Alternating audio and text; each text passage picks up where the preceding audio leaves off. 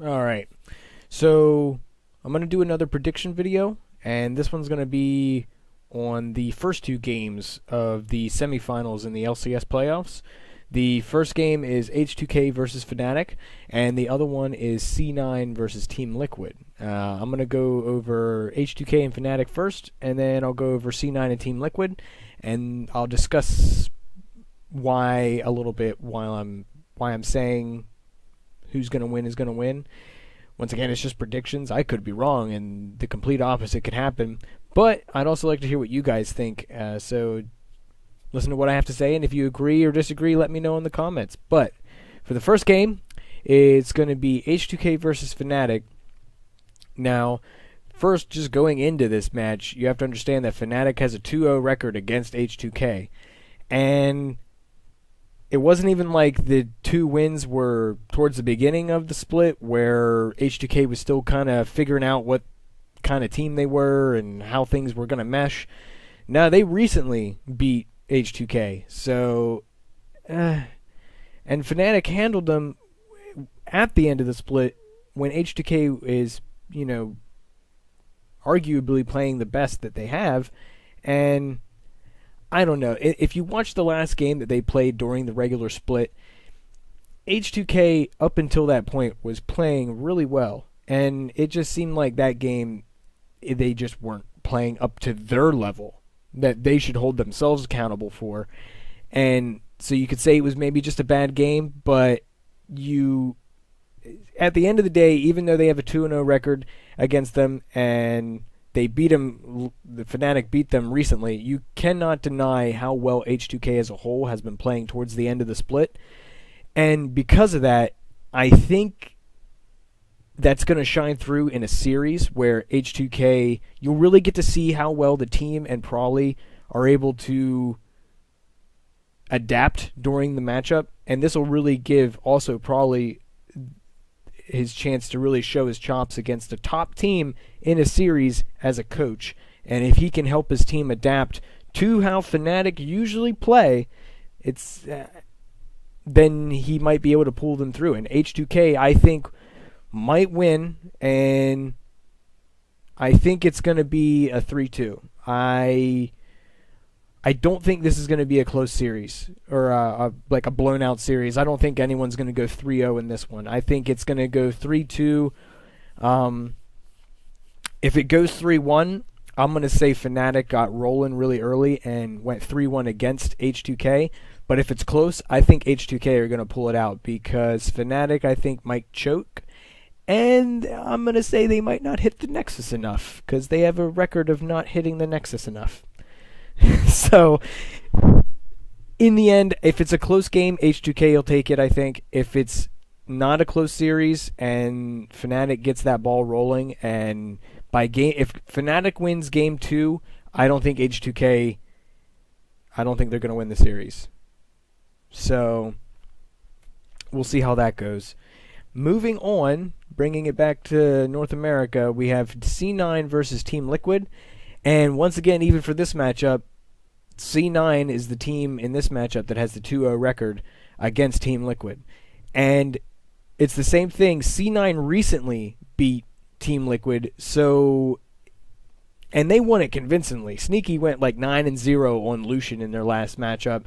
And if C9 brings the amount of control that they had during last game versus Team Liquid, Piglet and all of Team Liquid are going to have their work cut out for them, and it might be a stomp. But that being said, I truly think that in this last series that Team Liquid had against CLG, you could see that their team comps, they were playing their team comps more appropriately. If Team Liquid comes into the game with a plan and they don't stray from it in game, and by that I mean I truly think if Team Liquid puts their focus on 2 or less lanes to get at least two rolling, that's fine.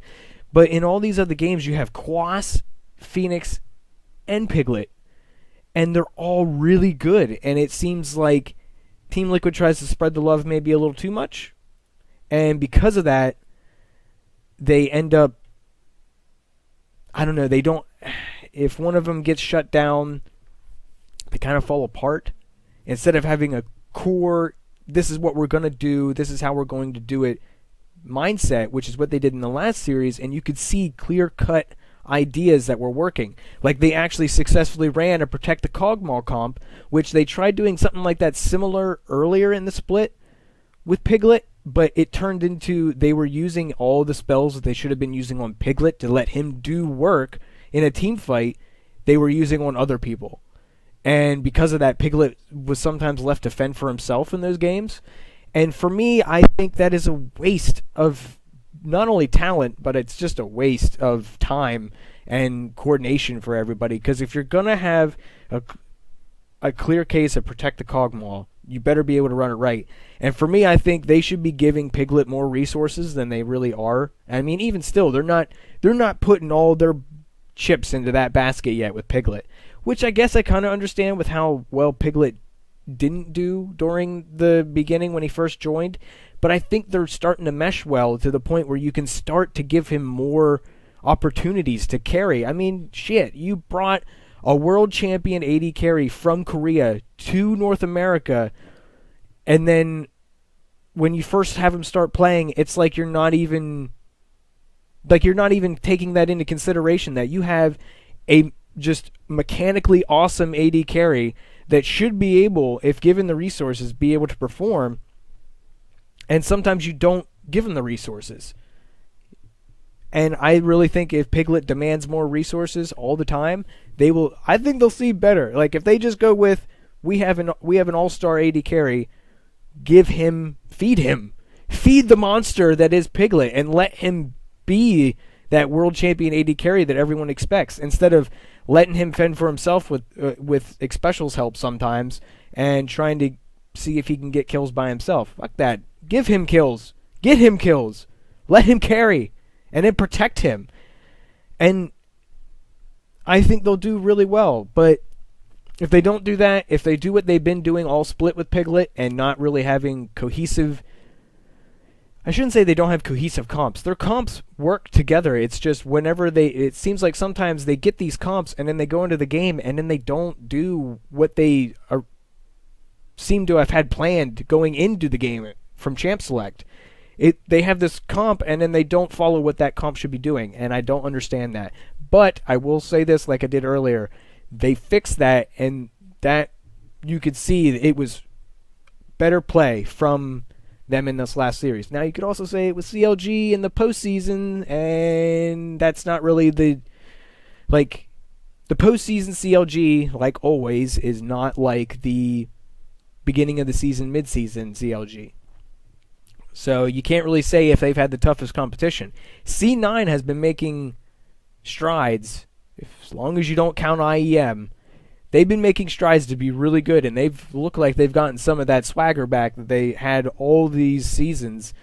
So I think C9 in the end is going to take it, but I truly think that if Team Liquid just polishes things up on how they handled last match against CLG and just bring that into the C9 match, I think it'll be a close match, but I still think that C9's going to take it. And then from there, I just hope that Team Liquid just doesn't still have the forever fourth curse. I really hope that doesn't follow them, but yeah, that for me is my two predictions in those matchups. I'm going to be doing videos for the other matchups that are coming up in the semifinals. I'll probably do that, tomorrow or Wednesday. But until then, if you want to see more League of Legends stuff, I have been playing on the PvE, and I have been testing out, well, I wouldn't say testing out, it's a skin, but I did get the enjoyment of playing with a skin, and that game will be right there. Let me bring it up. Bam, right there. And then that is with the Omega Squad Teemo skin. Probably my favorite skin. Once that comes out on live, it's probably just going to be Teemo forever, nothing, no matter what. Don't judge me. And then if you want to see other games, me and my buddy have been playing Dying Light a lot, and you can see that we have a whole series going. If you do check that out, I ask that you do comment and help me be better at commentating during games and stuff. Like, I'm trying to get better at being more engaging while I'm playing a game. So I've just been looking for just lots of critique in that, because that's all still a learning experience for me and getting used to that. But that can be seen here. And if you want to see more vlogs where I talk about other stuff that I maybe want to rant about, or if you want to see more prediction videos, those will be in my vlog section, which is right there. So check all that out if you want, and until next time, I will see you later. Peace, Nubs.